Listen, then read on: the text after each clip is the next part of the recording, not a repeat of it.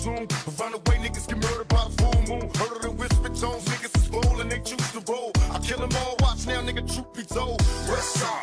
Bonjour à tous et bienvenue sur The Fight Club. Aujourd'hui, nous avons la chance d'avoir avec nous Monsieur Jean-Charles Skarbowski. Jean-Charles, comment vas-tu? Ça va, merci beaucoup. C'est toujours un plaisir de participer à ton émission. Merci à toi d'avoir accepté. C'est top. En plus, tu es à proximité, tu es dans le sud, tu es venu goûter un peu la chaleur du sud. Ça fait plaisir. Ça fait plaisir.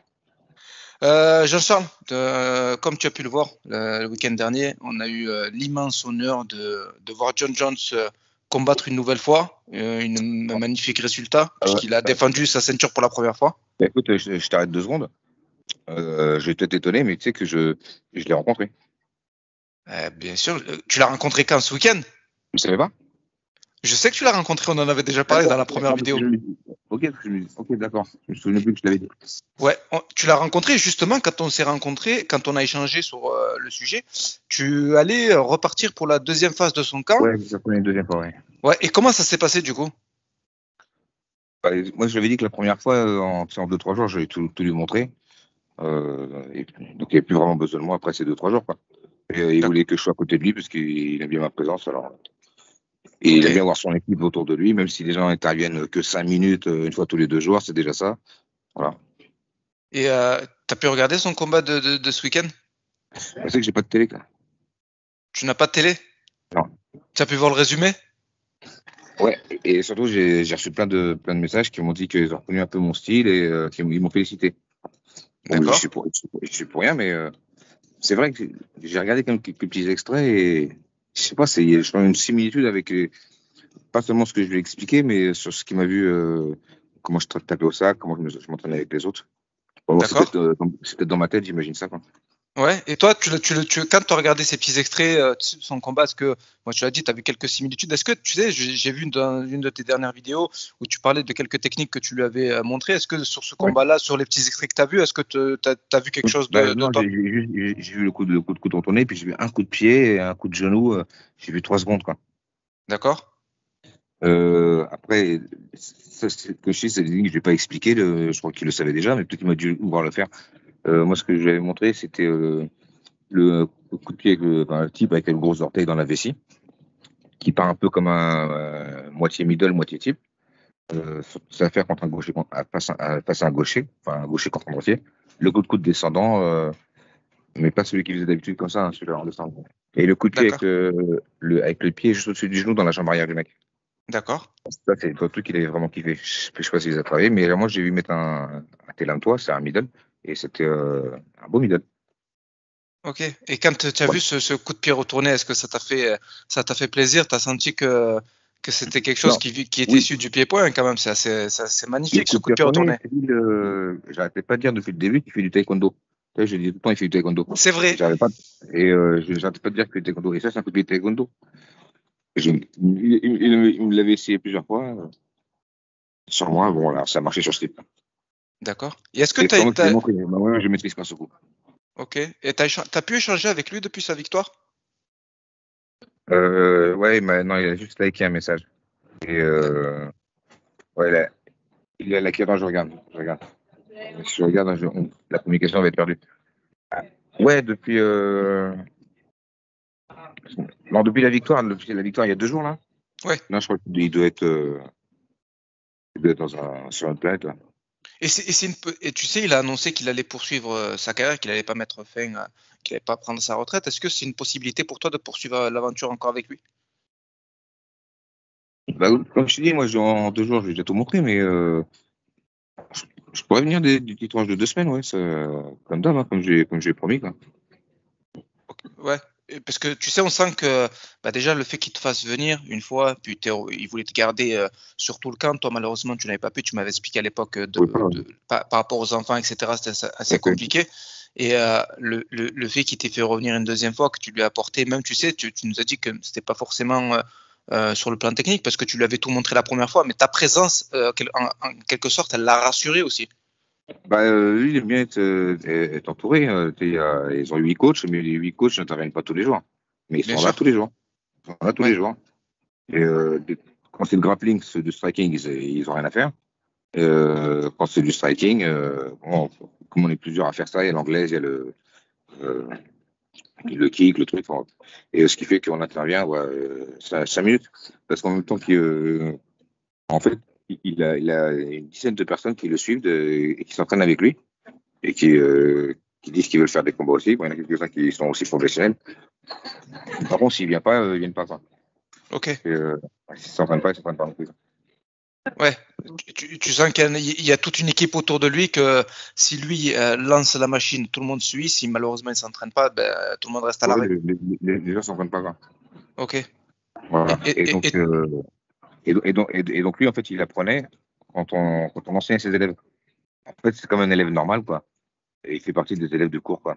Et les profs, ils montrent les trucs, et lui, il travaille comme les autres élèves. Et tu sens qu'autour de lui, il y a cette aura quand il est, tu sais, présent dans le gym, etc.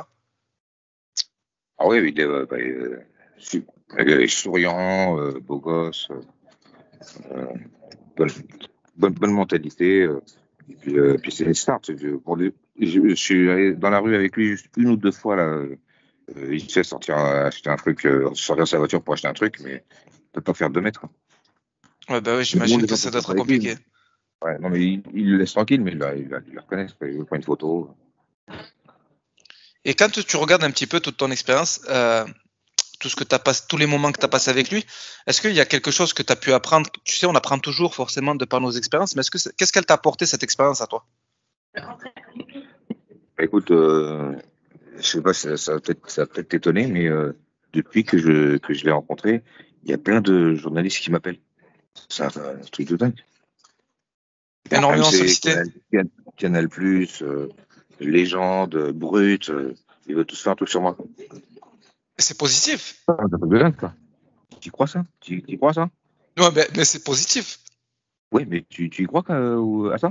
Tu sais pourquoi je pense toi, Jean-Charles. Ça m'a porté, alors voilà. Donc, je pense que toi, en fait, Jean-Charles, le fait que t'étais pas forcément quelqu'un qui était un adepte du MMA, qui le regardait, etc., comme tu me l'avais dit la première fois, je pense qu'au départ, tu te disais pas forcément tu savais pas peut-être ce que représentait John Jones pour le MMA, mais le fait que, comme je te l'avais dit la première fois, le fait que John Jones t'ait fait confiance, c'est incroyable. Bah écoute, tu sais, quand tu vois que moi je m'entraînais avec Senshai, avec Somlak, avec Robert, avec Sila Pataï, c'est des légendes, ils ont tous 400 combats, quoi. Moi, je suis impressionné par toutes ces légendes de taille. Bien sûr. 400 combats, plus que n'importe qui d'autre qui a même pas beaucoup de combats, quoi. Oui, forcément. Et quand tu regardes toute cette expérience que tu as avec lui, si tu devais retenir un moment en particulier, quelque chose qui t'a marqué de cette expérience. Mais écoute, en fait, tout m'a marqué et j'arrête pas de ressasser toutes les petites aventures que j'ai vécues avec lui. Et puis, je vais passer le reste de ma vie à faire chier les gens avec cette histoire. Je serai dans une soirée, ouais, tiens, je vous ai pas raconté, je connais John Jones, et blablabla. Puis j'ai la star de la soirée. Ok. Voilà.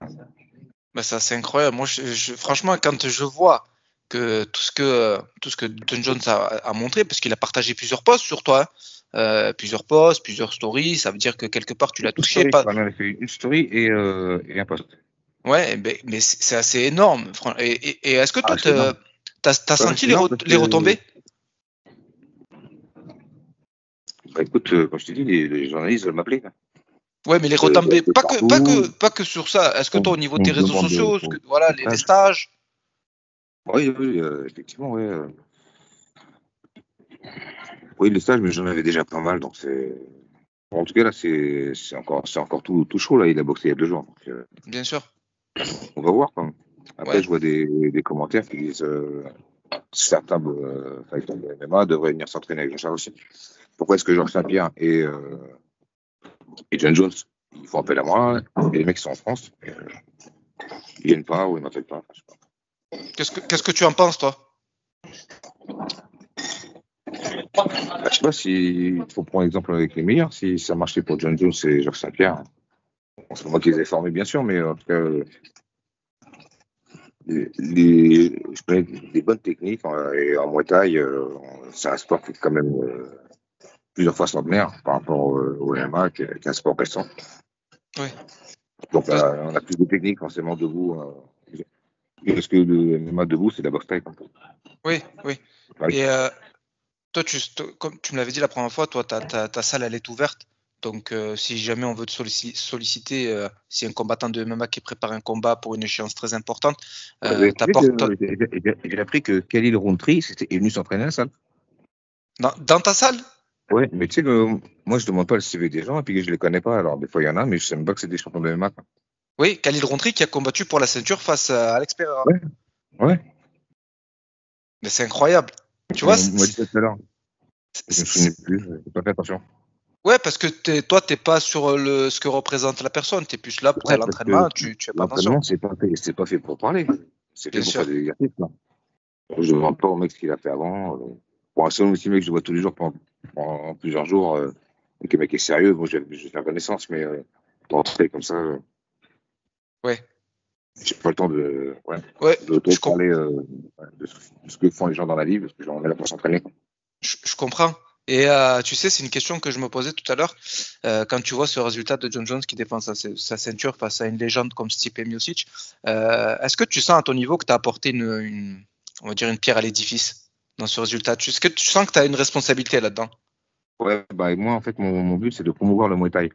Et quand je suis passé à l'Ultimate Fighter, je reçois encore des messages aujourd'hui d'Américains qui m'ont dit j'ai commencé le Muay Thai grâce à l'Ultimate Fighter. Je n'avais jamais entendu parler de Muay Thai avant l'Ultimate Fighter. Et là, ça en fait une super pub pour le Muay Thai. Ben c'est vrai, c'est une réalité. Tu fais une super pub et c'est comme ça que derrière on peut te solliciter. Et puis c'est comme ça qu'on a un avis positif sur la discipline, qu'on s'y intéresse et qu'on a envie potentiellement de la pratiquer. Et tu sais, en France, le MMA il s'est beaucoup développé, et même au niveau mondial, tu sais, ça explose de partout. Est-ce que chez toi, tu sais, est-ce que tu aurais une volonté particulière, toi? Est-ce qu'il y a un combattant particulier à qui t'aimerais donner la leçon, à qui t'aimerais donner quelques tips? Non, je vois pas pourquoi est-ce que je devrais choisir mes élèves. Je veux dire, tout le monde est le bienvenu, quoi. Oui, mais tu sais, quand tu m'avais évoqué John Jones, tu m'avais dit que voilà, t'aimerais lui apporter quelques techniques, etc. Est-ce que quand tu regardes au niveau mondial, est-ce qu'il y a un combattant qui t'intéresserait, auquel tu Moi, serais prêt à faire la même chose? je vais prendre une photo avec lui, quoi. D'accord. Voilà. Et pour une photo, il faut bien que je lui rapporte quelque chose, sinon il va pas prendre de photo avec moi. Ouais, c'est sûr. Donc au départ, la volonté pour toi, c'était de faire une photo avec lui et derrière, il fallait quand même que tu lui apportes quelque chose et donc ça s'est transformé en participer à son camp d'entraînement pour une ceinture. Ouais. C'est incroyable. Franchement, c'est incroyable. Bah oui, il Ouais, m'avait déjà vu dans Ultimate Fighter et je sais pas, il m'a bien apprécié. Voilà. Ok. Et la suite pour toi, c'est quoi? Est-ce que tu aimerais reparticiper à ce genre de choses? Est-ce que tu veux te focus Je sur le vais Muay voir Thai? pour le nouvel an. Il m'a dit passe quand tu veux, tu nous manqueras toujours. Et j'ai dit bah, je passerai pour le nouvel an. Voilà. Ah ben, franchement, c'est top de sa part et puis de voir que toi, tu as une relation de proximité avec lui, c'est magnifique. Mais bon, il me dit passe quand tu veux, je suis toujours en ville. Après, je viens du 26 au décembre. Il me dit qu'il connaît pas son emploi du temps. Mais voilà. Tu sais, le mec, il est vachement demandé, c'est un businessman. Ah, bien Je sais sûr. pas ce qu'il va faire dans 2 jours, dans 3 jours. Enfin, Ouais, il oui. y a un, Las Vegas, après un autre jour Seychelles. Ouais, Il fait que voyager, surtout maintenant, là, voilà, on parle que de lui. bien Là. sûr. Donc, Et je ne peux pas te garantir que je sois là, mais bon, s'il n'est pas là, moi, j'irai voir mon ami Alex qui est représenté. ouais, d'accord. Et tu sais, on parle pour son prochain combat, il y a 2 adversaires qui se dégagent. On parle d'Aspinal et de Alex Pereira. Je sais pas si tu as déjà vu voir les profils. Oui, Si vous... je connais. Et J'ai jamais vu boxer Thomas Spinal. Par contre, tout le monde parle de lui, quoi. Je crois que je suis sur les réseaux, quand je mets une photo de lui, je sais pas, il y a 50 personnes, ouais, il faut qu'il boxe à Spinal. toi, quand tu regardes de profil, lequel tu préférais qu'il puisse affronter? Il a dit récemment qu'il préfère s'attaquer à des stars, quoi. Et Ouais, Thomas Spinal, c'est une star. ouais. Il a dit qu'il lui, il était. D'ailleurs, la première fois que j'ai entendu Aspinal, c'est quand j'ai mis une photo de. Il jouait Aspinal. Et moi, je n'avais pas compris que je marquais aspirateur, avec un point d'interrogation. Et toi, tu penses qu'un combat face à Pereira, ça serait assez incroyable ou pas? Est-ce que c'est quelque chose qui t'intéresserait beaucoup ou pas forcément? Euh, Si un jour c'est appliqué, ça m'intéresserait parce qu'on est des amis, quoi. Ouais. Et je crois que Pereira, il a pas arrêté de mettre pas mal de KO là, ces derniers temps. C'est la star. Et en plus, c'est que j'étais passé pas très loin de son gym, là, à 30 km. J'ai demandé à mon pote si on pouvait y aller. Mais bon, dommage. Prochaine fois. Bon, je sais pas tout. Pas trop chez John Jones, moi, c'est avec John Jones, quoi. Oui, c'est sûr, c'est sûr. Et j'aimerais que tu nous parles un petit peu de Muay Thai, de son évolution. Aujourd'hui, tu sais, grâce à toi, tu l'as dit tout à l'heure, hein, il y a une certaine lumière, notamment en France, qui s'y est mise. Et est-ce que toi, tu l'as senti au niveau de ton gym? Est-ce que tu as senti plus de participants, plus d'adhérents? Le Muay Thai, en règle générale, il se propage bien parce qu'il y a de plus en plus de clubs, de plus en plus de pratiquants.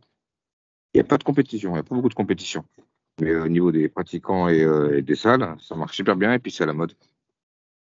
Et c'est quelque chose auquel tu aimerais remédier, le fait de pouvoir avoir plus de compétition sur le territoire? Ah oui, c'est sûr, oui, ça manque. Ça manque cruellement, quoi. Et t'aimerais organiser?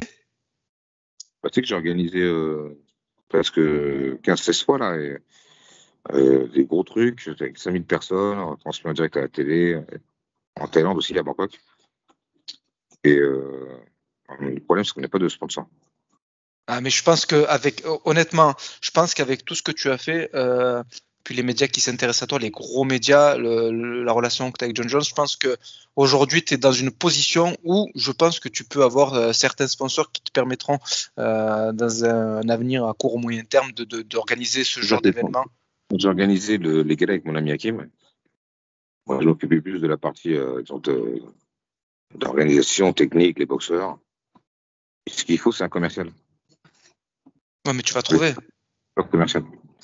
Mais je me fais aucun souci, Jean-Charles, tu vas trouver. Là, tu es dans une position où, Oui, non, où mais il y a... là, pour l'instant, je ne le cherche pas. Hein. Et puis Ouais, en plus, tous les boxeurs taille que j'ai fait boxer dans mes galas, ils ont tous signé avec le One. ouais, le One, l'organisation qui est numéro 1 en Asie. Ouais. Ouais, Donc, tu penses quoi du One? Tu penses quoi du One? Moi, c'est un gros truc, c'est vraiment impressionnant. Le mec, je le connaissais pas, hein, Chatry. Et le mec, c'est maintenant le numéro 1 du Muay Thai, quoi. C'est magnifique, ça donne une certaine notoriété, une certaine lumière au Muay Thai. Bien sûr, hein. Bien sûr. Et même tu sais, notre organisme, c'est. Oui, ben c'est sûr, c'est sûr. Moi, je pense que, comme tu l'as dit tout à l'heure, comme les pratiquants, il y en a un petit peu de partout sur le territoire. Maintenant, comme tu l'as dit, ça manque d'événements, ça manque même d'événements pour les amateurs.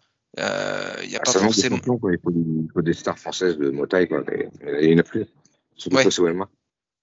Ouais, c'est vrai, parce que je pense qu'aujourd'hui, le MMA rapporte plus. C'est plus le sport qui est tendance. Il y a un truc qui rapporte plus aussi, c'est de taffer, de se lever le matin et de travailler tous les jours. Ah, c'est sûr que tu auras un revenu régulier en tout cas, mais tu sais, Ouais. la plupart des combattants, bon, c'est que l'élite qui vit de ce sport, qui vit correctement de ce sport. Le reste est obligé de travailler et d'investir sur soi-même. Hein. Franchement, c'est très compliqué. Ah oui, tout à fait. Non, c'est ça. Ouais. Oui, mais tu sais, quand à l'époque, il y avait le karaté et du judo. Oui. Si t'aimes pas te friter au sol, tu faisais du karaté, quoi. Voilà. Et après, donc tu fais du karaté. Après, le mec dit oui, mais si tu rajoutes le judo, tu vas gagner de la thune. Je dis oui, mais je peux faire le karaté. Et je dis, j'aime pas me friter au sol, quoi. Et en Ben plus, ouais. j'ai fait avec Georges Saint-Pierre, je t'avais dit, je m'étais râpé les genoux, là. Et donc, je me rappelais les genoux. Et je me dis, quand on va sortir des toilettes avec Georges, qu'est-ce qu'ils vont penser les gens, quoi. Et donc, je me suis dit, c'est pas un sport pour moi, quoi. Je vais arrêter. Ouais, ben non, mais c'est pas fait Et les pour gens, tout le monde. Hein. ils nous regardent des louches. Ils nous regardent des louches. Et qu'est-ce qu'ils sont partis faire non, mais vous inquiétez pas. J'étais gêné. Ouais, je peux comprendre. Je l'expliquais à tout le monde. Non, mais je peux comprendre. Tu Je sais, sais pas ce que vous croyez. ben ouais, forcément. Hein. Je pense que les gens ont eu des idées derrière la tête qui se sont posées des questions. Bon. Bah oui. Tu sais, on parle beaucoup dans le sport et dans peu importe la discipline, on parle beaucoup de discipline, d'état d'esprit et autres. Pour toi, s'il y avait une qualité qu'un combattant devait avoir, une qualité, hein, une qualité qu'il devait avoir pour réussir, ça serait laquelle? Si tu devais en choisir une. Charlement, quoi, c'est pas pour bosser, quoi. L'acharnement. Ou alors, faire une autre qualité, un truc qui marche à coup sûr, c'est la chance. La chance. Ouais. Les gens qui sont chanceux, ont de la chance. Ouais. Bah oui, si t'es un boxeur, t'es fort, mais t'as pas de chance. Ah bah, c'est sûr que c'est compliqué. Et puis les arbitres, ils te volent parce que t'as pas de chance. Ouais, oui, forcément. Ouais, non, je comprends. L'entraîneur, il a un souci de santé, t'as pas de chance. Quoi. Ouais, bien sûr. En tout cas, Jean-Charles, c'était un plaisir pour moi d'échanger avec toi, d'avoir ton retour sur ce combat-là. Et puis, si tu as un message à faire passer ou un dernier mot, tu peux y aller, ta carte blanche. Écoute, en tout cas, je te remercie beaucoup, Nasdaq, de m'avoir appelé. C'est un honneur. Et c'est bien que tu es revenu sur les réseaux. Quoi. Merci à toi. Merci.